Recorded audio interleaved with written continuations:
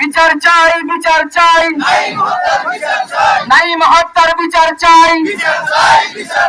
আমরা এই মানববন্ধন থেকে বিশ্বব্যাপী জানিয়ে দিতে চাই, আমরা আর কোন মায়ের কোলকে খালি করতে চাই না, আমরা আর কোন বোনকে বিধবা দিতে চাই না, আমরা আর কোন সন্তানকে এতিম হতে দিতে চাই না।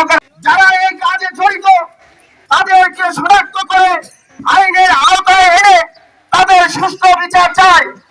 শত জনগণের উপস্থিতিতে আমরা উদাত্ত আহ্বান জানাই, আসেন আমরা নাঈম মিয়ার মতো কাউকে আর সামনে আগামীতে খুন হতে দেব না ইনশাআল্লাহ।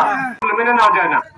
আজকে এলাকাবাসীর দাবি যে এইরকম হত্যাকাণ্ড হয়েছে, এর সুষ্ঠু তদন্ত করে প্রত্যেকে আমাদের সোচ্চার হওয়া উচিত।